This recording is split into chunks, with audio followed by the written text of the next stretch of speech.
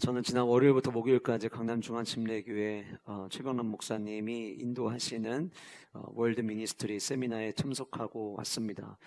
이번 세미나는 전국에서 55세 이하의 담임 목사님들 50명을 선발해가지고 진행된 세미나였는데 3박 4일 동안 초대교회, 건강한 교회, 교회를 바로 세우기 위한 원리들을 함께 살펴보고 그냥 단순히 초대교회의 모습은 어떠했는가만 보고 끝나는 게 아니라 그 모습을 어떻게 교회 안에 접목시켜서 교회를 더 건강한 교회로 세울 것인가에 대한 부분을 다룬 세미나였습니다. 말씀드린 대로 이번 세미나가 55세 이하의 담임 목회자들로만 선별해서 진행된 세미나다 보니까 모이신 목사님들 가운데 담임 사역을 오래 하신 분은 10년, 근데 그 10년 하신 분도 많지 않았고요. 대부분은 저와 동일하게 5년이 채 안 된 분들이 대부분 세미나에 참석하셨더라고요. 저희 같은 조에서 3개월 전에 담임 목사님 되신 분들도 있으셨고, 그만큼 이제 담임 사역 시작한 지 얼마 안 된, 어떻게 보면은 담임 사역자로서는 새내기, 이제 막 발을 내딛는 상황에 계신 목사님들이죠. 그러다 보니까 하고 있는 고민들과 생각들이 거의 대부분 비슷한 것 같아요. 열심히는 해요. 어쨌든 하나님께서 담임사역자로 부르셨으니까 교회를 건강하게 세우기 위해서 열심히 하고 최선을 다해 하는데 내가 지금 하고 있는 것이 맞는지 바른 건지, 하나님께서 교회를 건강하게 세워가기를 원하실 때에 과연 나의 지금 사역을 하나님이 기뻐하고 계실지에 대한 질문들을 다들 가지고 있고, 아직 2024년도가 많이 남았음에도 불구하고 내년에는 어떻게 교회가 방향성을 잡고 나가야 될지에 대한 고민들을 가지고 계신 분들이 다 모이셨더라고요. 그래서 서로 이렇게 대화를 주고받다 보면 우리가 하는 생각이 다 비슷하구나. 그런데 어떻게 보면은 노하우가 없다 보니까 담임사역 시작하고 난 다음에 열심히, 그리고 또 열심히 하다가 아직 담임사역 시작한 지 5년도 채 되지 않았는데 여기저기에서 탈진해서 쓰러지고 넘어진 분들의 모습들도 볼 수가 있었습니다.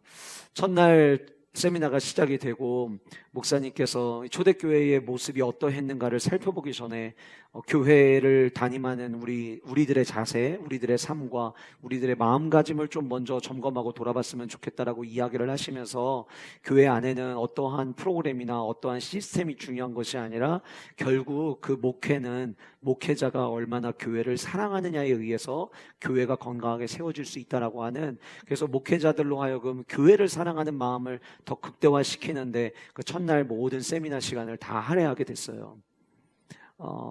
교회에서 사역을 하지만 너무 지친 나머지 교회를 사랑할 마음을 놓치고 있는 목사님들도 계셨고, 그러다 보니까 그 안에서 하나님 앞에 회개를 하기도 하고, 또 지쳐 있어서 그냥 지금은 하나님의 품에 안겨서 쉼을 누리기를 원하는 분들도 계셨죠. 그렇게 첫날 모든 세미나가 끝나고 저녁에 기도회가 진행이 됐는데, 기도회가 될 때에 최병남 목사님께서 이런 이야기를 하셨어요. 목사님들 힘드시죠? 이제는 혼자 가지 마세요. 같이 갑시다. 근데 그 다음날 조별 모임, 그리고 마지막 날 세미나에 참석한 목사님들의 간증 시간들이 있었는데, 많은 분들이 그 첫날 같이 갑시다라는 그 말에 너무 위로가 되고 격려가 되고 힘이 되었노라고 이야기하시는 나눔의 소리를 들을 수가 있었습니다. 이것이 응원의 힘이라고 생각합니다. 응원이라고 하는 것은 사실 거창한 게 아닌 것 같아요. 힘내라는 두 글자에 통해서 지쳐있던 사람이 진짜 힘을 얻어요. 응원은 물론 때론 내가 누군가에게 정말 힘이 되어주고 격려하고 싶은 마음에 자그마한 선물을 통해서 응원을 할 수도 있지만, 선물하지 않고도 할 수 있는 것이 응원입니다. 응원은 거창하지 않고요, 응원은 시간이 많이 필요한 것도 아니에요. 그냥 마음을 가지고 마음의 진심을 담아서 한마디 던지면 그 응원의 한마디 때문에 누군가가 살아날 수 있다라고 하는 것입니다. 우리가 아무리 힘겨운 삶을 살아가고 있다 할지라도 곁에서 꾸준히 응원해주는 응원단과 같은 사람들이 우리 주변에 있는 한 절대 우리는 삶을 포기하지 않게 되리라 생각이 되어집니다. 응원하면서 지치고 힘들어 있을 때 그 한마디를 통해서 힘을 얻게 되는 것이 응원인데, 제가 이 응원이라고 하는 단어를 머릿속에 생각하면서 제일 먼저 떠올렸던 장소는 어디였냐면 운동선수들이 스포츠 경기를 하는 장소였어요. 야구장에 가면 야구 선수들을 응원합니다. 축구장에 가면 그 그라운드 위에서 뛰는 선수들을 응원하죠. 문득 생각을 해봤습니다. 응원이 필요한 사람은 누구일까? 결국 진짜 응원이 필요한 사람은 지금 내 삶 속에서 어떠한 목적을 가지고 최선을 다하는 사람들이 응원이 필요하다라고 하는 거예요. 우리가 여러 가지 방법으로 응원을 합니다. 야구장에 가면 응원가를 부르면서 응원을 하기도 하고요. 응원 구호를 던지면서 응원을 하기도 하고요. 아니면 응원 도구로 똑같은 소리를 내면서 경기장 위에서 뛰는 선수들을 격려합니다. 그런데 벤치에도 선수들이 있거든요. 혹 누구 선수가 다치거나 혹은 전술을 다시 바꿔야 될 때에 벤치에서 시작했지만 중간에 경기장 위에서 선수를 교체하는 경우도 있어요. 그런데 응원 관중석에 앉아있는 모든 사람들은 벤치에 앉아있는 선수들을 위해서 응원하지 않아요. 전부 다 경기장 위에서, 그라운드 위에서 뛰는 선수들을 응원한다는 거예요. 심지어 나도 선수지만 내가 지금 벤치에 앉아있으면 그라운드 위에서 뛰는 내 동료를 응원한다라고 하는 거예요. 그러니까 응원은 뭐 응원해주면 다 좋지. 그러나 진짜 응원이 필요한 사람들은 누구냐면 지금 내가 어떠한 목적을 가지고 만약에 사도 바울의 선생님의 표현대로라면 분명한 표대를 향해서 최선을 다해 달려가는 사람들, 저는 그런 사람들이 진짜 응원이 필요한 사람들이라고 생각이 되어집니다. 오늘 저와 여러분들이 함께 읽은 이 본문은 사도 바울의 2차 전도 여행이 끝나는 마지막 장면입니다. 우리는 사도 바울의 이야기를 너무 잘 알아요. 그래서 이 2차 전도가 끝나고 나서 3차 전도가 시작된다라고 하는 것을 이미 우리는 알고 있습니다. 그런데 제가 지난주 주일날 말씀이 끝나고 난 다음에 이번 주 본문을 묵상을 해 내려가는데 문득 제 마음 가운데 사도 바울의 기분이 어땠을까? 사도 바울 선생님의 감정에 조금 이입이 돼서 한번 제가 생각을 해볼 때 저는 그런 생각이 들더라고요. 2차 전도여행 기간 동안 사도 바울이 이동한 거리만 약 5,600km가 되거든요. 물론 거기에는 백길도 포함이 돼 있어요. 근데 사람이 육체적인 소모도 굉장히 우리를 지치게 할 때가 있지만 사도 바울 선생님의 2차 전도 여행은 참 정신적으로 힘들었던 시간이었지 않을까라는 생각이 들었어요.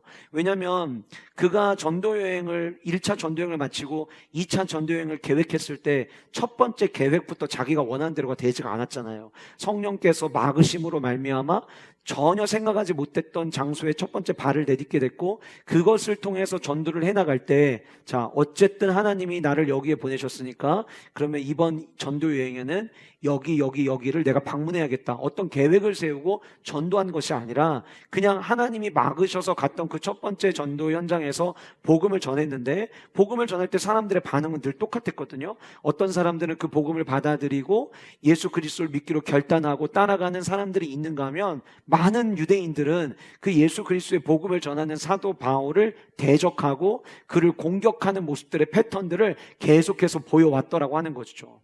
그렇게 2차 전도여행이 끝나는 시점이 오늘 본문의 시점이에요. 만약에 혼자 하루의 일과를 마치고 숙소에 돌아와서 이제 나는 앞으로 어떻게 해야 되지? 이제 이후에 나는 어떻게 해야 되지? 고린도에서 1년 6개월의 시간을 보내고 난 다음에 이제 나는 그 다음 스케줄을 어떻게 계획을 해야 될까? 아니야. 계획 세운다 해도 어차피 내 뜻대로 되는 게 하나도 없는데 그럼 난 이제 앞으로 어떻게 해야 되지? 이런 질문들을 던지면서 아마 2차 전도여행에 걸어왔던 자신의 삶의 여정들을 머릿속에 이렇게 떠올렸을 것 같아요.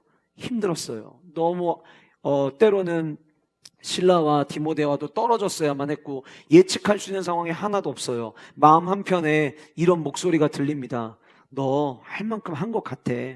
너 갈라디아에도 교회를 세웠잖아. 너 빌립보에도 교회를 세웠잖아. 너 그렇게 사람들이 철학적 학문이 가득했던 아덴에서도 그리고 갈라디아 지역에서도 그리고 심지어 수많은 신전이 있고 음란의 문화가 가득 들어와 있는 고린도에서도 너 복음을 전했잖아. 너 때문에 생겨난 교회가 몇 개니? 그들이 네가 전한 그 복음 때문에 이제 아름다운 교회의 기반을 다 마련할 수 있었어. 야, 너 그 정도면 수고했다. 마음 한편으로 이런 생각이 듭니다. 그래, 맞아. 왜 이렇게 육체적 한계가 느껴지는지 1년 전 다르고 2년 전 다르고 1차 전도여행 때 다르고 2차 전도 때 다르고 내가 이런 체력으로 우리가 잘 아는 대로 사도 바울은 육체적인 질병을 또 계속 가지고 있었거든요. 육체적 질병을 가진 상태에서 복음 전도를 위해서 계속해서 달려간다는 게 여러분 결코 쉬운 일이 아니거든요. 그러니까 아마 스스로를 돌아보면서 그래 나머지 이제 하나님께 맡기자. 나는 2차 전도여행까지 마무리하고 돌아가서 내가 원래 있던 곳으로 돌아가서 이 교회들을 위해서 기도하면서 내 삶을 마무리하면 되겠다. 아니면 내가 있는 그 머물러 있는 그 지역의 주변에서 이제는 복음 전도만이 아니라 예수 그리스도를 믿기로 결단한 사람들 내가 계속 성경 공부도 하고 제자 훈련도 시키면서 이제는 온전한 성도를 세우는 일에 내 남은 삶을 드려야겠다. 어쩌면 이런 생각을 했는지도 모르겠어요. 그런데 그런 사도 바울이 저라면 그런 생각을 하지 않을까? 그게 지난주까지였거든요. 그 마음을 가지고 12절에서부터 오늘 저와 여러분들이 읽은 23절까지의 본문을 읽어 내려가는데 오늘 본문에는 단 한 번도 하나님께서 사도 바울에게 들려주시는 음성은 등장하지 않아요. 그런데 말씀 본문을 읽어 내려가는데 제 마음 가운데 들리지 않는데 들리는 하나님의 응원 메시지가 느껴지기 시작하더라고요. 문자적으로 하나도 기록에 남겨져 있지 않은데 그 하나님의 응원 메시지가 오늘 이 본문 속에 숨겨져 있다라고 하는 것이 말씀을 읽고 묵상해 내려가는데 제 안에 느껴지기 시작했어요. 아, 사도 바울이 3차 선교여행을 다시 떠날 수 있었던 이유가 오늘 이 본문 속에서 하나님께서 온 마음을 다해 삶 속에 펼쳐지는 일들로 에피소드를 통해서 사도 바울을 응원하셨고 그 응원하시는 하나님을 사도 바울이 발견할 수 있었기에 그가 3차 전도여행을 떠날 수 있었겠구나라는 생각을 오늘 이 본문을 묵상하면서 느껴보게 됐던 거예요. 동시에 우리 영가족들이 생각이 나더라고요. 어쩌면 열심히 달려가지만 나도 포기하고 싶고 자꾸 되돌아보면 그래 엄마로서 이 정도 했으면 됐지. 그래 아빠로서 내가 자식들을 위해서 가정을 위해서 이렇게 희생했으면 됐지. 나도 이제 더 달려갈 힘이 없는 것 같아. 그래 이제는 뭔가를 하려고 하지 말고 그냥 내게 주어진 삶 내가 그냥 힘들지 않고 할 수 있는 일 그렇게 이제 남은 삶을 살아가면 좋겠다. 혹은 열심히 사업을 열심히 직장 생활을 해오고 계시는데 상사로부터 혹은 사업하는 동료들로부터 때로는 부당한 대우를 받기도 하고 내가 이렇게 말도 통하지 않는 상사를 내가 계속 모시고 내가 언제까지 일을 해야 되지? 늘 가슴 한켠에 사직서를 가슴에 품고 살아가면서 내가 이번 주만 참아보자. 이번 달만 참아보자. 내가 가족이 있으니까 나 같았으면 벌써 그만뒀겠지만 내 주변에 있는 사람들을 위해서 한번 조금만 더 참아보자. 그런 마음으로 어쩌면 이 자리에 오신 영가족들이 계실지도 모르겠어요. 그런데 저는 오늘 이 말씀이 사도 바울에게 응원의 메시지를 주시고 그 응원 메시지를 통해 사도 바울이 다시 힘을 얻어 3차 전도여행을 떠났던 것처럼 오늘 이 예배가 하나님께서 여러분들에게 동일하게 들려주시는 응원의 메시지가 되어서 다시 벌떡 일어나서 하나님께서 내게 맡겨주신 삶을 향해 힘차게 발을 내딛는 우리 모두 영가족들 되시기를 주님의 이름으로 축복합니다. 그렇다면 제가 이 본문을 묵상하는 가운데 들리지 않지만 들렸던 그 하나님의 응원 메시지는 어떤 것들이 있었는지 세 가지를 여러분들과 함께 살펴볼 텐데요. 첫 번째는 너 내 약속 기억하지? 내가 어떻게 일하는지 한번 잘 봐. 그렇게 말씀하시는 것처럼 저에게는 다가왔습니다. 오늘 말씀 12절에 갈리오가 아가야 총독되었을 때에 유대인이 일제히 일어나 바울을 대적하여 법정으로 데리고 갔다라고 오늘 성경은 이야기하고 있습니다. 지난주에 말씀드린 것처럼 고린도라고 하는 지역은 그리스 남부 아가야에 소속이 되어 있었고요. 고린도가 소속되어 있는 그 아가야 전체를 다스리고 있었던 사람이 총독 갈리오였다라고 성경은 오늘 본문에서 우리에게 이야기를 합니다. 그런데 그 갈리오가 총독되었을 그때에 하나의 에피소드가 일어난 거예요. 어떤 에피소드입니까? 늘 똑같은 패턴이었던 것처럼 고린도에서 복음을 전했는데 그 복음에 반응해서 개종하는 유대인들이 일어나기 시작을 하니까 유대인들이 가만 놔둬서는 안 되겠다. 그래서 사도 바울을 대적하여 그를 붙잡아서 법정으로 데리고 가는 이야기로 오늘 말씀의 에피소드가 시작이 됩니다. 근데 우리가 주목해야 될 인물, 오늘 본문에 등장하는 갈리오라는 인물입니다. 제가 사도행전에서 아덴 지역을 이야기할 때 두 개의 철학 사조들이 있었다고 말씀을 드렸죠. 하나는 에피쿠로스 학파와 하나는 스토아 학파가 있었다고 했고, 그 스토아 학파의 가장 스승은 제논이었다라고 말씀을 드렸는데요. 스승은 제논이었지만 그 스토아 학파의 가르침을 가장 많은 영향을 받았던 철학자가 있었습니다. 그의 이름이 세네카라고 하는 철학자였습니다. 근데 오늘 본문에 등장하는 이 갈리오가 그 세네카의 동생이에요. 이 세네카는 당시의 지성인 중에도 최고의 지성인이었고 철학가 중에서도 가장 인정받는 자였고, 그리고 많은 박해를 했던 네로의 청년 교사, 가정 교사의 역할을 감당했던 사람이 세네카였는데, 그 성격 안 좋은 네로를 가정 교사를 맡겼으면 세네카의 성격이 얼마나 좋았을지를 우리가 생각해 볼 수 있겠죠. 그리고 그의 지식적 학문이, 사고의 깊이가 굉장히 깊었다라는 걸 염두에 두고 그의 형제, 그의 동생이 오늘 본문에 등장하는 갈리오라고 하는 사람이에요.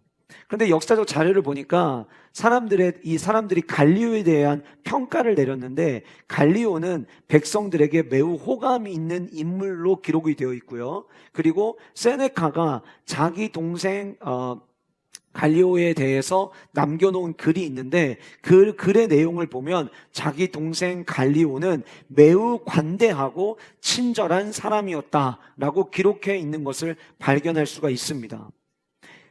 친절하고 관대한, 이제 이 문제에 대해서 판결을 내려줘야 될 갈리오가 있는 바로 그때에 사람들이 사도 바울을 잡아왔던 거예요.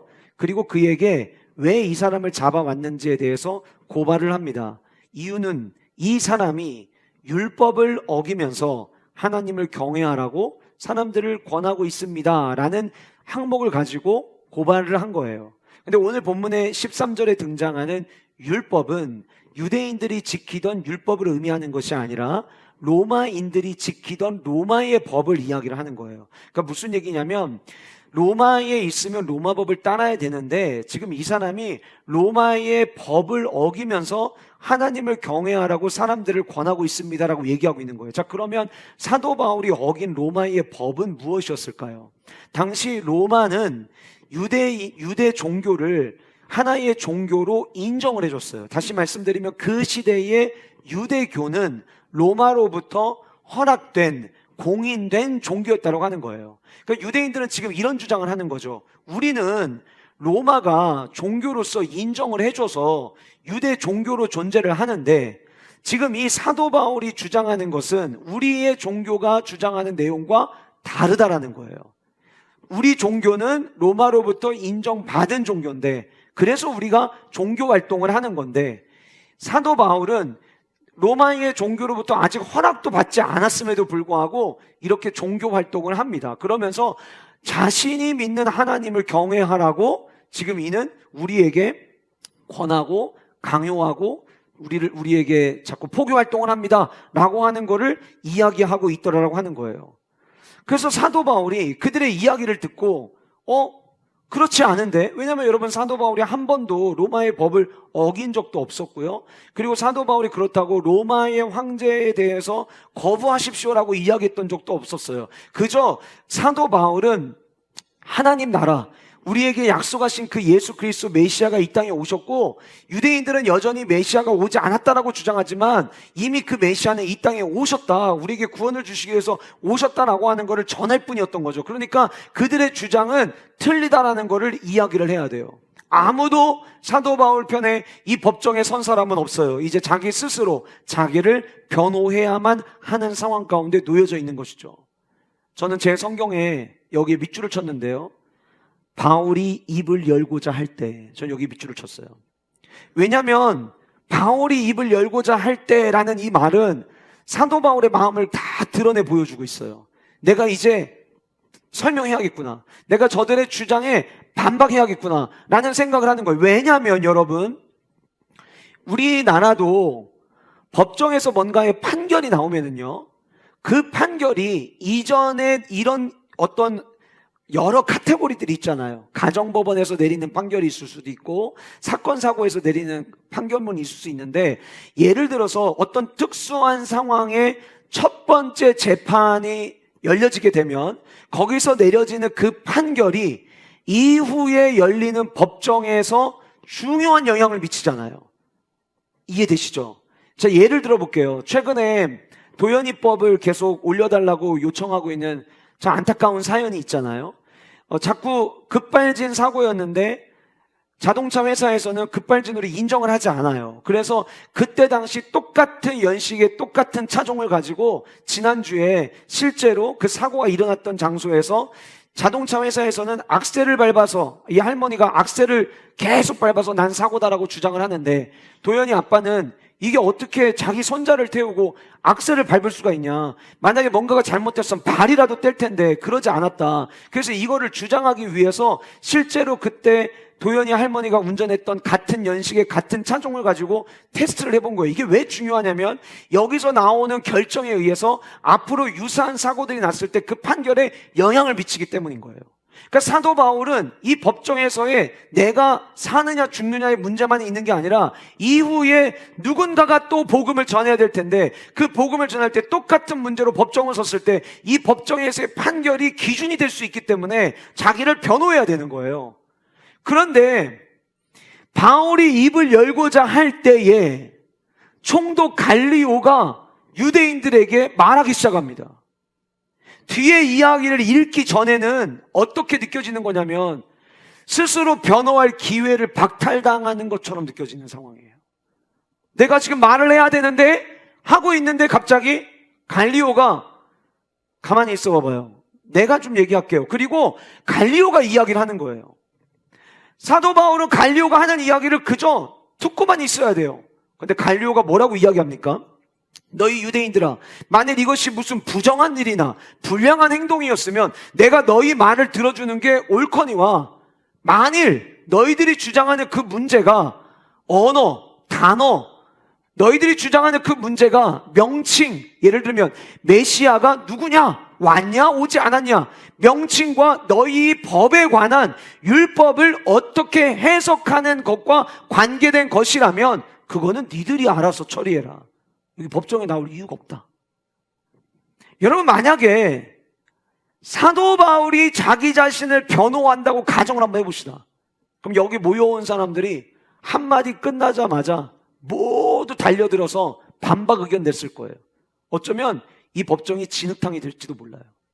그런데 하나님께서 바울의 발언권과 바울이 스스로 변호할 기회를 하나님이 막으시더니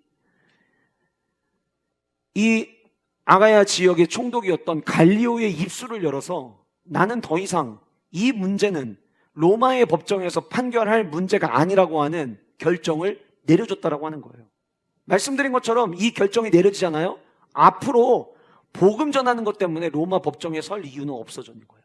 서봤자 지는 게임이 돼버리는 거예요. 제가 이 말씀을 묵상을 하면서 단순히 이 이야기가 갈리오가 사도 바울이 할 얘기를 대신해 주는 거 거기서 끝나지 않았어요. 제가 이 말씀을 묵상하는데 머릿속에 떠올랐던 본문이 있었어요. 지난주 우리가 함께 살펴봤던 사도행전 18장 9절과 10절의 말씀이었습니다. 밤에 주께서 환상 가운데 바울에게 말씀하시되 두려워하지 말며 침묵하지 말고 말해라. 내가 너와 함께 있음에 어떤 사람도 너를 대적하여 해롭게 할 자가 없을 것이니 이는 이 성중에 내 백성이 많음이라. 내 백성이 많다. 내가 선택해서 내가 사용할 사람들이 많이 있어. 너 대적 못하게 할 거야. 근데 지금 법정에 서서 대적하는 자들이 있었어요. 그런데 하나님께서는 전혀 예상하지 못했던 유대인 중에서 개종한 사람도 아닌 당시의 총독의 입을 빌려서 하나님은 더 이상 법정 싸움이 진행되지 못하도록 막아주셨다는 거예요. 제가 이 말씀을 묵상하는데 들렸던 하나님의 응원 메시지가 바로 첫 번째였던 거예요. 너 내 약속 기억하지? 내가 너 대적할 사람 없게 하겠다는 거 너 기억하지? 그래서 두려워하지 말고 침묵하지 말라고 했던 거 기억하지? 자, 너 말하지 말고 너 가만히 내가 어떻게 하는지 한번 볼래? 그리고 사도 바울이 이야기하려고 하는 그 발언권을 대신하여 총독의 입술을 빌려서 말씀하시는 하나님의 모습이 본문에 등장하는 거예요. 오늘 본문에 갈리오가 이야기를 할 때 사도 바울이 얼마나 전율을 느꼈을까요? 갈리오가 무슨 말 할지 모르는 상태에서 초조하고 불안한 마음을 가지고 있지 않았겠어요? 법정에 서면 모두가 그렇잖아요. 어떤 결정이 내려질까? 초조한 마음을 갖고 있는데 갈리오가 전혀 뜻밖의 이야기를 해주고 더 이상 내가 변호하지 않아도 되는 상황이 놓여졌을 때 아마 사도 바울 안에는 사도행전 18장 9절과 10절의 말씀이 떠올렸을 것 같아요. 와, 우리 하나님 이렇게 일하시는구나.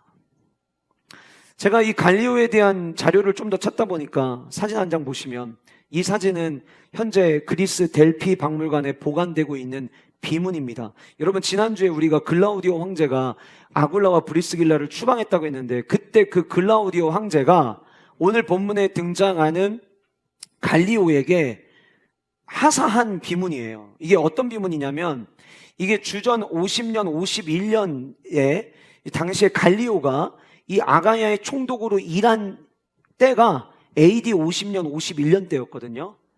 2년밖에 총독을 못했어요. 지금부터 잘 들어보세요. 2년밖에 총독을 못했는데 그 2년 동안만이라도 너는 네 할 일을 충분히 했어. 그래서 제가 중간에 네온 이렇게 색깔 표시하는데 저 단어가 갈리오라는 이름이 들어가 있는 거예요. 지금 저기 갈리오라는 이름이거든요. 그러니까 2년밖에는 하지 못했지만 너는 너에게 맡겨진 역할 충성을 다했어. 너 잘했어. 그래서 그거를 기념하기 위해서 마치 임기 끝나고 난 다음에 직분 다 마치고 난 다음에 감사패를 준 내용이 지금 델피 박물관에 보관이 돼 있어요. 자, 이 자료는 사도 바울을 연구하는 데 있어서 굉장히 중요합니다. 왜냐하면 사도 바울의 전도 여행의 연대를 우리가 계산을 할 때 자료가 될 만한 게 없는데 이 갈리오가 총독으로부터 받은 이 비문을 통해서 사도 바울이 언제 어디에서 복음을 전했을 거라는 거를 추측을 해요. 근데 여러분, 지난주에 사도 바울이 고린도에서 1년 6개월 동안 복음을 전했다고 말씀드렸죠. 1년 6개월. 그러면 절반으로 나누면은 한 9개월 정도 됐을 거예요. 총독이 언제부터 이 총독으로서의 역할을 했냐면 사도 바울이 고린도에서 복음을 전하고 약 8개월, 9개월 정도가 지나갈 그때에 총독으로 부임을 합니다. 아가야의 총독으로 부임을 하게 되는데 너무 뛰어난 사람이었어요. 지식적으로 뛰어나고 아까 말씀드린 것처럼 평판도 너무 좋고 관대하고 친절하고 총독으로서 역할을 감당하기에 부족함이 없는 삶을 살았던 사람이었던 거죠. 그런데 사도 바울이 약 8개월, 9개월 정도 복음 사역을 할 때에 그때 그 사람이 총독으로 부임을 하게 돼요. 근데 총독으로 2년밖에 일을 못해요. 왜냐하면 역사적 자료를 보니까 건강이 좋지를 않았대요. 그래서 더 오래 총독의 역할을 감당할 수 없었다라고 사람들이 남겨놓은 자료들을 통해서 발견할 수가 있었어요. 자, 그러면 글라우디아 황제가 갈리오가 건강이 좋지 않았다는 거를 총독 세우기 전에는 몰랐을까요? 저는 알았다고 생각합니다. 그럼에도 불구하고 지금은 이 아가야 지역을 너가 좀 맡아줬으면 좋겠어. 그래서 임명을 한 거예요. 임명을 해서 열심히 했지만 결국은 건강상의 문제로 2년을 더 넘게 총독의 역할을 감당할 수 없었다는 거예요. 여러분, 그냥 지나가는 생각으로 하면 뭐 그럴 수 있지 라고 생각할 수 있어요. 수많은 총독 중에 제일 관대하고 제일 합리적이고 제일 친절했던 총독, 건강이 좋지 않아서 총독으로 임명되는 것 자체가 불가능한 바로 그 총독이 사도 바울이 고린도에서 복음을 전할 때에 그 자리에 부임하게 됩니다. 그리고 사도 바울이 복음 사역을 하면서 끝나갈 그 무렵에 사람들의 손에 이끌려서 법정에 세워졌을 때 그 사도 바울을 대신해서 변해줬던 사람이 바로 본문에 등장하는 갈리오였다라고 한다면 보이지 않는 하나님의 손이 그 시기에 갈리오를 거기에 데려다 앉히고 고린도에서 복음을 전하는 그 기간을 다른 지역과는 다르게 길게 끌음으로 말미암아 여기서 내려지는 그 법정에서의 판결이 이후의 모든 복음 전도자들의 사역 가운데 중요한 영향을 미치게 하시려고 그 과정 가운데 일하신 그 보이지 않는 하나님의 손. 하나님은 약속하시고 끝내신 하나님이 아니라 우리가 전혀 모르는 곳에서부터 하나님은 시간을 다스리시고 상황을 다스리셔서 꼭 우리가 도움을 받아야 될 때에 하나님이 언제 어떻게 역사하시는지를 목격하게 하시는 사도 바울의 하나님이 저와 여러분의 하나님이라는 사실이에요. 한번 여러분 잘 생각해 보세요. 맞아. 나도 그때 그 사람 만나서 은혜를 입었지. 저도 말씀을 준비하면서 가만히 보니까 내가 만약에 그때 이런 사람들을 만나야 된다라고 계획했더라면 그런 사람들을 다 만날 수 없었을 텐데, 이번 세미나에서 만난 목사님도 그렇고 지난번 미국에 같이 최 목사님이랑 동행했던 것도 그렇고 또 사가에 들어갈 수 없는 상황이었는데 오 목사님의 초청으로 사가에서 같이 목사님과 교제한 것이 결국 이렇게 시작이 됐던 거였거든요. 올해 초에 언약갱신 말씀주회 때 제 DTS 때 말씀드린 것처럼 나이가 너무 많으신 목사님이셔서 건강이 너무 약해지시고 오시기로 했다가 못 오신다는 연락을 받았던 그 진단의 목사님이 다시 건강이 회복되셔서 방문하시게 되고 그 가운데서 기도를 통해 하나님이 가지고 계신 계획이 무엇인지를 발견했던 이 모든 과정들을 가만히 생각해 보면 하나님은 사도 바울에게 하셨던 그 응원을 저에게도 하셨더라고요. 내가 너한테 약속한 거 기억하지? 내가 어떻게 일하는지 한 번 더 지켜봐봐. 이스라엘 백성들 하나님께서 애굽에 종살이하는 그들의 부르짖음을 들으시고 그들에게 약속하십니다. 내가 너희들 이끌어낼게. 내가 이끌어내서 너희들 나를 예배하는 백성으로 내가 삼겠다. 하나님의 약속이 있었어요. 그리고 하나님은 그 약속을 이루시는 것을 10가지 재앙을 통해 보여주셨죠. 모세가 이스라엘 백성들 이끌고 나옵니다. 나오면 뭐예요? 앞에 홍해가 있는 걸. 뒤에는 애굽의 군대가 우리를 죽이기 위해서 쫓아옵니다. 백성들이 원망하고 불평합니다. 차라리 우리가 애굽에 있었더라면 이 지경 당하지 않을 텐데 왜 우리를 끄집어내서 이런 난감한 상황을 만드냐고. 근데 그때 모세가 이스라엘 백성들에게 이야기합니다. 여호와께서 너희들을 위해서 싸우실 겁니다. 너희는 가만히 있으면 됩니다. 왜요? 왜 모세가 그렇게 이야기한 거예요? 내가 가고 싶어서 간 게 아니었거든요. 하나님의 약속을 붙잡고 출발했던 여정이었기에 홍해가 있어도 괜찮아. 내게 약속 주신 하나님이 있지. 아니나 다를까? 그들은 하나님께서 동풍을 불게 하시더니 홍해를 가르시고 그 홍해를 마른 땅 건너같이 건너게 됩니다. 건너면서 모세만 그랬을까요? 모든 이스라엘 백성들이 똑같은 하나님의 응원의 소리를 들었던 것 같아요. 내가 약속한 거 기억하지? 너희들은 그냥 가만히 내가 어떻게 일하는지 보면 돼. 네 힘으로 막 뭔가를 하려고 하지 않아도 돼. 전 목회도 똑같은 것 같더라고요. 제가 뭘 한다고 해서 되겠습니까? 지금까지도 그렇지만 그저 하나님께 맡겨드리고 주님이 약속을 주셨으니 그 약속을 이루실 하나님을 바라보고 걸어가면 주님의 뜻 이루어지겠구나. 저는 저와 여러분들의 삶에 이런 하나님의 도우심과 하나님의 응원의 메시지가 끊이지 않는 축복이 임하기를 주님의 이름으로 간절히 소원합니다. 두 번째, 하나님께서 들려주셨던 응원은 널 향한 나의 약속은 아직 끝나지 않았다라고 하는 응원의 메시지였던 것 같아요. 여러분 혹시 이 정도면 됐어, 이 정도면은 난 충분히 선물 받은 것 같아 라고 생각했는데 시간이 지나서 전혀 예상하지 못했던 또 큰 선물을 받아본 적 있으신가요? 저는 이제 결혼하고 나서 저희 아내가 많은 이벤트를 해줬는데 지금도 머릿속에 기억나는 이벤트가 있어요. 이제 영재가 태어나고 난 다음에 아직 막 걷기는 걷지만 이제 마음껏 돌아다니지는 못해서 아기띠에다가 메고 다닐 때가 있었거든요. 근데 그때 이제 저희 아내가 제 생일을 축하해 주기 위해서 영재를 아기띠에 뒤에다가 메고 저와 함께 했던 추억의 장소들을 혼자서 저 몰래 돌아다녔던 거예요. 며칠 동안. 저 처음 만났던 카페 가가지고 애 업고 들어가서 누가 보면 남편 없는 줄 알겠어요. 혼자 셀카 찍고 거기 밑에다가 여기 기억나지? 오빠하고 나하고 처음 만났던 장소야. 그렇게 저랑 추억이 있는 장소들을 한 곳 한 곳을 다 다니면서 사진을 찍고 편지를 써서 그것을 하나의 책으로 만들어줬어요. 그리고는 집에다가 제가 이제 교회에서 사역 마치고 집에 들어왔는데 집에다가 케이크랑 꽃다발이랑 준비해서 저에게 선물을 줬어요. 너무 감동을 받았어요. 왜냐하면 이 더운 날씨에 6월이면 벌써 덥거든요. 그 더운 날씨에 아이를 등에 업고 몇 날 며칠을 그 추억의 장소를 돌아다니면서 이거를 만들었다고 생각을 하니까 그게 너무 고마운 거예요. 이거면 충분했어요. 그런데 한껏 너무 감동하고 너무 행복해하고 있는데 이게 다가 아니야. 그러더니 방에 가서 입으라고 준비해놨던 옷을 사는 거를 가지고 이렇게 나와서 저에게 또 선물을 주더라고요. 이미 한 번의 감동을 받았는데 이게 전부라고 생각했는데 또 다른 선물이 주어졌을 때 거기서 오는 감동은 또 이루 말할 수가 없었어요. 아마 여러분들도 한두 번쯤은 경험해 봤으리라 생각이 되었습니다.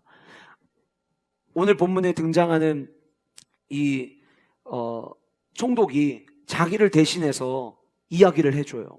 자기를 대신해서 대변을 해줍니다. 그것만으로 충분해요. 이 법정에서 내가 어떻게 이겨야 될까, 어떻게 싸워야 될까 제일 큰 고민이었을 거예요. 그런데 하나님께서 이미 충분한 선물을 주셨어요. 그런데 그 다음에 등장하는 말씀은 너를 향한 나의 약속, 너를 향한 나의 약속의 선물 아직 끝나지 않았어. 너 너무 한꺼번에 좋아하는 것 같아. 꼭 그렇게 들리더라고요. 16절 그들을 법정에서 쫓아내니 이제 더 이상 갈리오가 말이 안 통하고 더 이상 내가 할 얘기가 없다고 생각을 하니까 갈리오가 이제 보낸 거죠. 그 보내고 나서 다 쫓아냈어요. 쫓아냈는데 17절 모든 사람이 회당장 소스테네를 잡아 법정에서 때리되 갈리오가 이 일을 상관하지 아니했다. 성경이 이렇게 이야기합니다.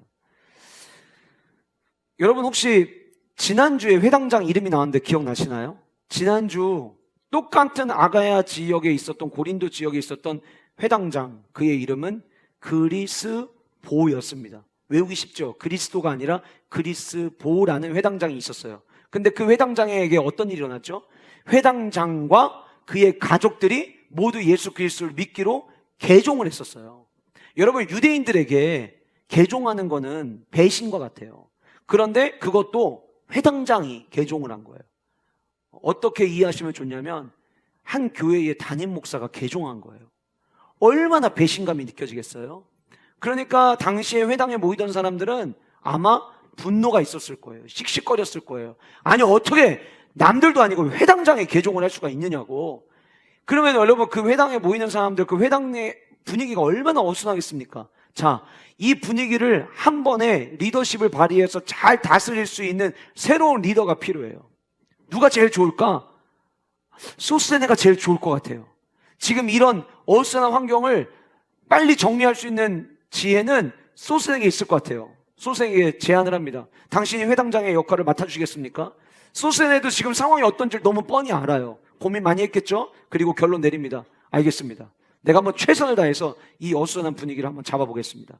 그렇게 해서 세워진 회당장이 소스테네예요. 그런데 사람들이 그를 와서 때렸어요. 여기 소스테네를 때린 사람들이 누구냐에 대해서 학자들이 두 가지의 견해가 있습니다. 하나는 헬라 사람들이 자꾸 유대인들이 막 소란을 일으키니까 유대인들에 대한 반감을 가지고 있었던 사람들이 그 반감을 회당장인 소스테네에게 풀었을 것이다라는 견해 하나와, 두 번째는 유대인들이 새로 세워진 회당장이 전체적으로 결국 나가가지고 앞에서 주동자 역할을 해야 되는데, 목소리를 높여야 되는데 그 역할을 제대로 감당하지 못해서 이 법정 싸움에서 우리가 졌다라고 생각해서 화가 나가지고 때렸을 것이다라고 하는 두 가지 견해가 있어요.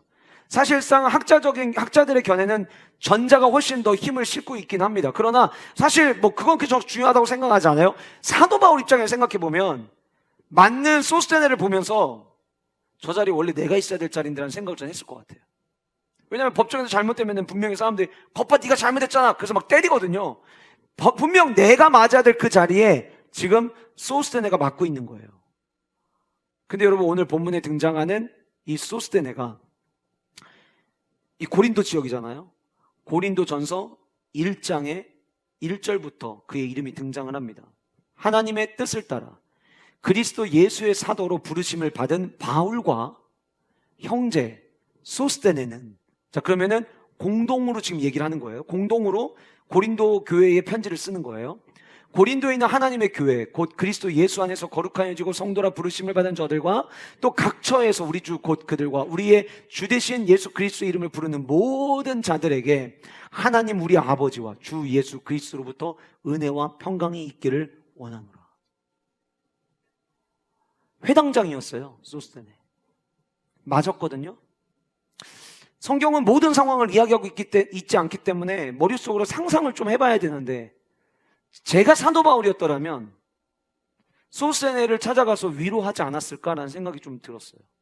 왜냐면 아까 말씀드린 것처럼 내가 맞았어야 되는데 왠지 저 사람이 그 화풀이를 다 온몸으로 받은 것처럼 느껴지지 않았을까? 그게 아니라면 소스네가 사람들로부터 구타당하고 난 이후에 이미 유대인이었다가 개종된 사람들이 찾아가서 힘들죠? 아프죠? 우리는 구약의 말씀을 통해서 하나님을 사랑하고 이웃을 사랑하라는 말씀을 그렇게 많이 들어도 보세요. 사람들은 말씀대로 살지 않습니다. 율법이 가장 중요하다고 이야기하지만 보세요. 율법도 제대로 지키지 않습니다. 근데 나도 유대 종교였다가 개종을 해서 예수 그리스도를 믿고 있지만 예수 그리스도를 알면 알수록 그 안에 참된 사랑이 있고 복음이 있다는 걸 난 발견하고 있습니다.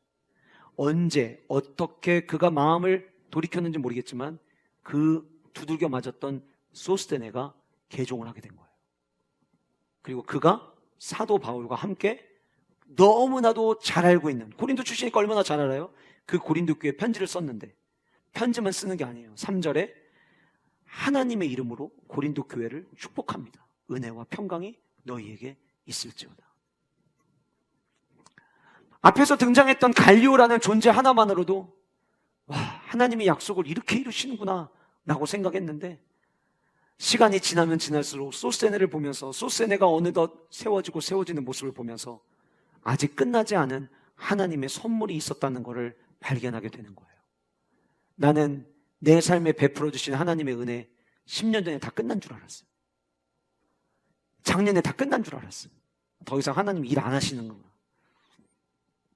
그런데 여러분들을 향한 하나님의 약속은 아직 끝나지 않았어요.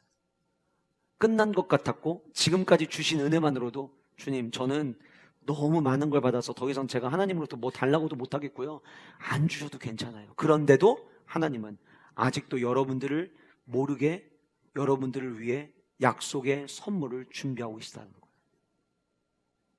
내가 힘겹게 살아가고 있는데 만약 여러분들이 하나님이 여러분들 몰래 준비하고 있는 선물을 우연히 지나가다가 살짝 커튼 사이로 나를 위해서 선물을 준비하고 있는 하나님의 모습을 만약에 발견했다고 한번 가정해 봅시다. 그 자체가 그렇게 큰 힘이 되는 거예요. 하나님 아직도 일하고 계시는구나. 비록 느껴지지 않고 비록 보이지 않아도 우리 하나님 일하시는 거 멈추지 않고 계시는구나. 그 하나님의 은혜가 여러분들의 모든 삶 가운데 있기를 주님의 이름으로 축복합니다. 하나님은 지금도 여러분들을 돕기 위해 준비하고 계세요. 지금도 일하고 계시는 하나님이세요. 제가 오늘 이 첫 번째, 두 번째 약속, 내 약속 기억하지? 내가 어떻게 일하는지 잘 봐. 널 향한 나의 약속은 아직 끝나지 않았단다. 이 두 가지의 주님의 응원 메시지를 마음속에 품고 설교를 준비하는데 떠올랐던 찬양이 있었어요. 하나님은 너를 만드신 분이라는 찬양입니다. 이 찬양의 가사 여러분들도 한 번쯤은 들어보셔서 다들 아실 텐데, 하나님은 너를 만드신 분, 너를 가장 많이 알고 계시며 하나님은 너를 만드신 분, 너를 가장 깊이 이해하신단다. 하나님은 너를 지키시는 분, 절대로 너를 포기하지 않으시며 하나님은 너를 지키시는 분, 너를 쉬지 않고 지켜보신단다. 하나님의 생각 셀 수도 없고 그분의 자비 무궁하며 하나님의 그 신실하심, 그 성실하심 날마다 리셋되듯 새롭고 그의 사랑 끝이 없단다. 끝이 없으신 그 하나님이 저와 여러분들에게 약속을 주시고 하나 보여주시고 끝나신 하나님이 아니라 계속해서 저와 여러분들에게 끝나지 않은 약속의 열매들을 보여주신다라고 하는 거예요. 한번 따라해 보실까요? 지금도 일하시는 하나님. 그게 누구의 하나님이에요? 나의 하나님이에요. 나의 하나님. 하나님이 오늘 말씀 들으신 여러분들을 곁에서 그렇게 응원하시는 거예요. 너를 향한 나의 약속 아직 끝나지 않았어. 힘들지? 포기하고 싶지? 근데 어쩌면 좋니? 너 포기하면 안 되는데. 왜요, 주님? 나 아직 널 위해서 할 일이 남아있거든. 그러면 우리는 포기할 수 없는 거예요. 제가 오늘 여러분들 삽지 앞에 말씀으로 점검하기에 한 에피소드를 실어놨어요. 마라토너가 42.195를 뛰어야 되는데 30km 지나면서부터 무릎이 아파오기 시작하고 한계가 도달했다는 것을 33km 지점에서 느꼈대요. 그런데 이 마라톤 할 때 이 앞에다가 이번 이 서울 마라톤은 이름을 써줬더라고요. 번호를 쓴 게 아니라 그 이름을 보고 지나가던 행인들이 자기 이름을 불러주면서 이름을 부르고 화이팅을 외쳐주는데 그 말에 그렇게 힘이 돼가지고 끝내면 안 되겠다. 그래서 끝까지 달려갔노라고 고백한 그 글을 제가 읽고 여기다 여러분들에게 실어드렸어요. 여러분들 포기하지 마세요. 하나님이 여러분 곁에서 응원하십니다. 여러분들을 향한 하나님의 계획은 아직 끝나지 않았습니다. 세 번째로 하나님께서 들려주셨던 응원 메시지는 약속을 붙잡는데 큰 힘이 될 거야 라는 응원 메시지였어요. 결국 오늘 대지 1번, 2번, 3번 모두 괄호에 들어가는 단어는 약속입니다. 여러분 혹시 작별하는 시간을 경험해 보신 적이 있나요? 저는 2차례 작별을 했던 적이 있었습니다. 첫 사역자였던 원천침례교회에서 사역을 마치고 제 마지막 사역이 모든 성도들 전교인이 함께 송구영신 예배 드리는 날 연합 찬양대를 구성을 해서 그 마지막 송구영신 예배 찬양인도를 제가 맡고 그 찬양인도까지 사역으로 이제 원천침례교회 사역을 정리하고 나오게 됐는데요.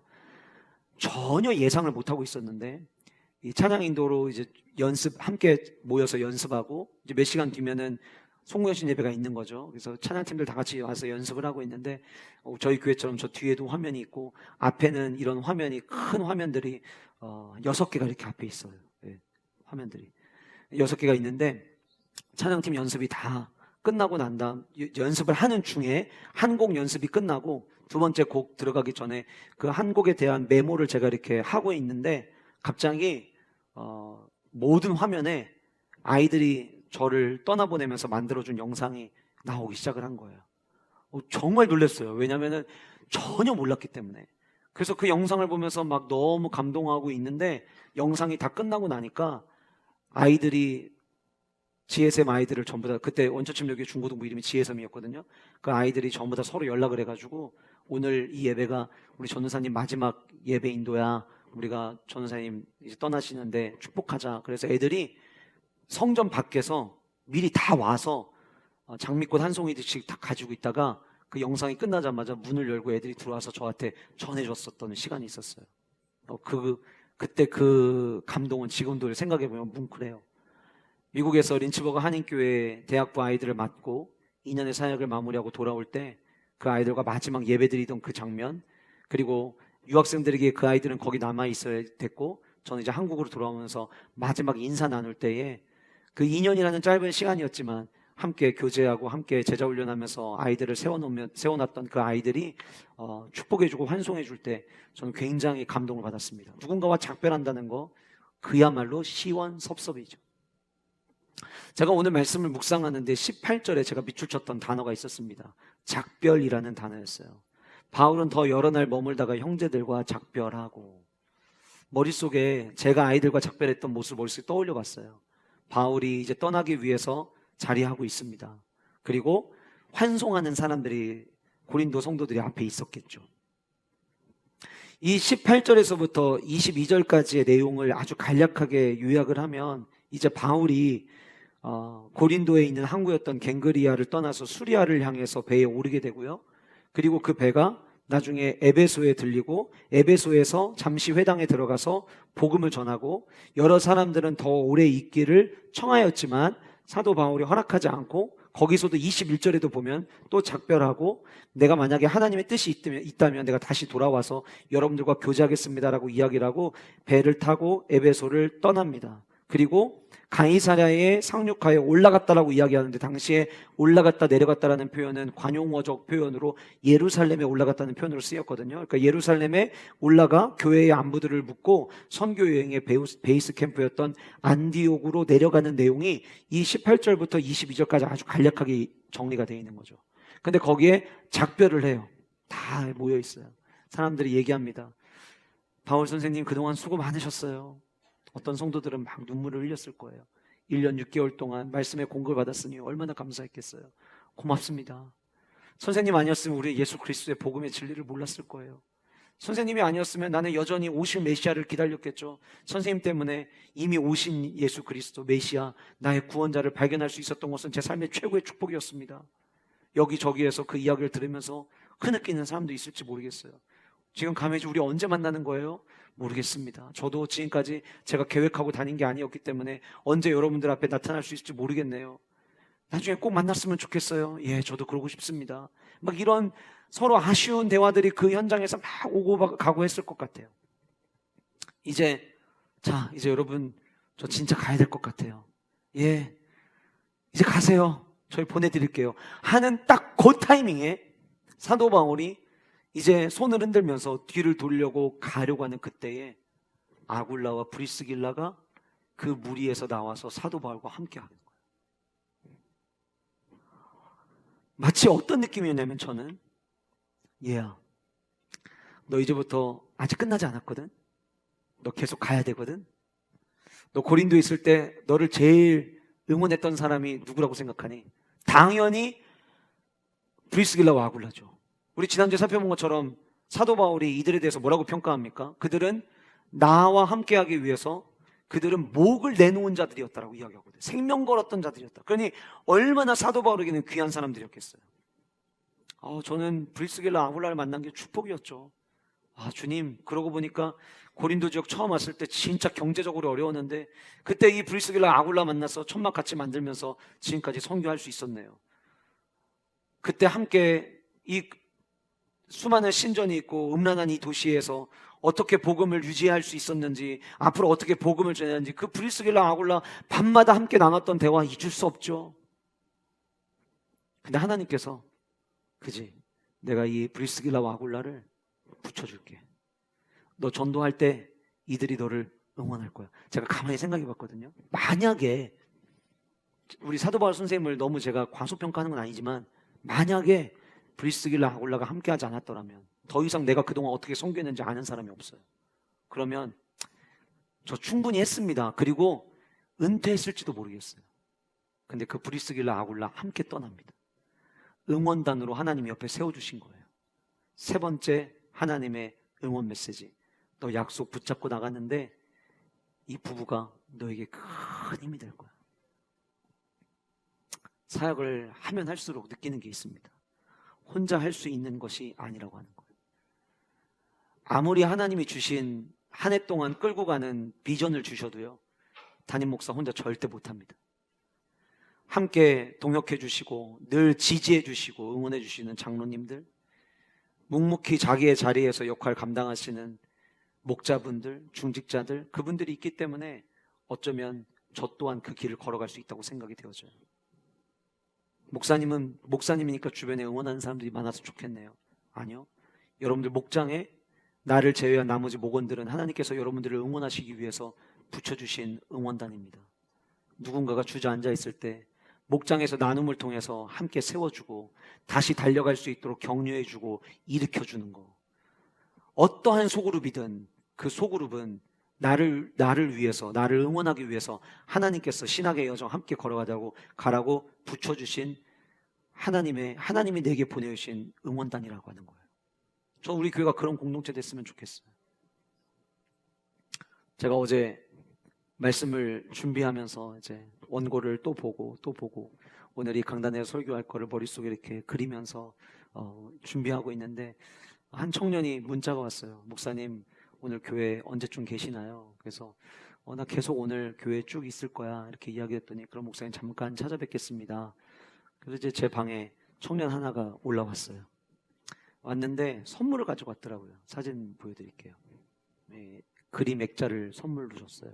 보시면 아시겠지만 양들, 그중에 잃어버린 한 양을 찾으러 가는 목자가 그려져 있는 그림을 저에게 선물해 줬어요. 분위기가 설교 준비하고 있는 분위기, 오랫동안 대화를 나눌 수 없는 분위기라는 거를 이 친구도 알았는지 액자를 저에게 선물하고 그리고 그냥 나갔어요. 나가고 난 다음에 저에게 한 통의 문자를 보내왔더라고요. 목사님께 힘이 되고 싶은 한 성도가 전달합니다. 목사님 화이팅이에요. 기도와 교회 사랑으로 함께 하겠습니다. 라는 문자였어요. 어제 이 말씀을 준비하고 있는데 하나님께서 저에게 여기 너의 응원하는 사람이 또 있어. 꼭 저에게 이렇게 말씀하시는 것 같더라고요. 사랑하는 성도 여러분, 우리 모두가 서로가 서로를 응원해 줄 수 있는 아름다운 공동체가 될 수 있기를 간절히 소원합니다. 그 이유는 하나님이 여러분 각자에게 주신 약속이 있고요, 우리는 그 약속 끝까지 포기하지 않고 달려가야 되는 사명자들이기 때문입니다. 하나님은 지금도 저와 여러분들을 통해 위대한 일을 이루기를 원하시고 계세요. 그 하나님의 뜻을 이루어드리는 우리 영가족 공동체가 될 수 있기를 주님의 이름으로 축복합니다. 결론, 이것이 약속의 결과란다. 자, 2차 전도여행이 끝나고 3차 전도여행이 시작하는 그 마지막 23절에 이런 말씀이 있습니다. 얼마 있다가 떠나 갈라디아와 부르기아 땅을 차례로 다니며 모든 제자를 굳건하게 하니라. 흔히 사도행전 18장 23절부터 3차 전도 여행이 시작되는 것으로 학자들은 봅니다. 자, 그렇게 시작을 한 거예요. 이제 이미 시작을 했는데 이 첫 23절의 말씀은 2차 선교 여행을 했던 역순으로 갈라디아와 부르기아를 방문했다라고 하는 정보와 함께 거기에서 어떤 일이 일어났냐면 모든 제자를 굳건하게 하니라 라고 나와 있어요. 모든 제자를 굳건하게 하니라. 이전에 전도했던 교회들이에요. 복음을 전했어요. 그런데 하나님께서 그 지역에 다시 방문하게 하시더니 예수 그리스도의 제자로 세우는 모습을 보여준 거예요. 믿음 성장하면 참 좋겠다 했던 성도가 믿음 안에서 말씀의 반석 위에 견고하게 세워지는 모습을 볼 때 목회자는 그 모습 볼 수 있음이 행복이고 감사입니다. 언제쯤 변할까? 언제쯤 변할까? 언제쯤 바르게 예배드릴까? 언제쯤 바르게 신앙생활할까? 그랬던 그 성도가 어느 순간부터 진리를 향해 달려가는 모습을 보이게 되면 그게 그렇게 힘이 돼요. 아마 사도 바울도 그랬을 것 같아요. 힘겹게 복음의 씨를 뿌렸던 그곳에 이제 복음의 씨가 뿌려진 데서 끝나는 게 아니라 견고한 주의 제자들로 굳건하게 세워져가는 모습을 목격했을 때 하나님은 마지막 한 번 더 그에게 음성을 들려주시는 거죠. 이것이 내가 너와 약속했던 그 약속의 결과란다. 너 다시 힘낼 수 있겠지? 사도 바울은 본문에 등장하지 않아요. 사도 바울은 그리고 3차 전도 여행을 멋있게 펼쳐나갑니다. 주님이 똑같이 우리에게 말씀하십니다. 여러분 가만히 생각해 보시면은요, 이것이 약속의 결과란다 라고 말씀하실 만한 일들이 이미 여러분들 오늘까지 살아오시는 과거의 어느 지점에 분명히 남아있는 분들이 있으실 거예요. 맞아, 그때 하나님이 일하셨지. 맞아, 그때 하나님이 은혜 주셨지. 그리고 그 일들을 머릿속에 떠올릴 때 주님이 말씀하십니다. 그래, 그렇게 나는 계속 너의 삶 가운데 일할 거야. 사랑하는 아들아, 사랑하는 딸아, 힘낼 수 있겠지? 너 지쳐있는 거 내가 알아. 너 포기하고 싶은 거 알아. 그런데 너 다시 힘낼 수 있겠지? 여러분들은 어떻게 대답하시겠습니까? 주님이 결국 사도 바울에게 힘을 주시고 응원을 주셨던 이유는 그 사도 바울을 통해서 할 일이 있었기 때문이었죠. 저는 오늘 왜 하나님이 이 주일에 우리에게 이 말씀을 주실까? 하나님도 저와 여러분들을 통해 건강한 하나님의 나라가 이 땅 가운데 세워지기를 원하세요. 당장 이번 주 토요일 우리는 와우 퀴즈 페스티벌로 지역을 섬기는 사역을 감당해야 합니다. 힘든데요. 아침 9시부터 5시간 동안 서서 돌아다니는 거 쉽지 않은데요. 그래서 주님이 오늘 이 응원의 메시지를 여러분들에게 주시는 거예요. 힘내서 해야지. 힘낼 수 있겠지? 그래서 여러 가지 이유로 못할 것 같은데, 이번에 나는 안 하는 게 맞는 것 같은데 하셨던 분들 여러분들 가운데 계실지도 모르겠어요. 그러나 오늘 이 메시지가 나를 위해 들려주신 주님의 음성으로 아멘들 하시고 이번 주 토요일 함께 힘을 모아 지역을 섬기는 일에 우리 모두가 기쁨으로 동참하는 은혜가 있기를 주님의 이름으로 간절히 소원합니다.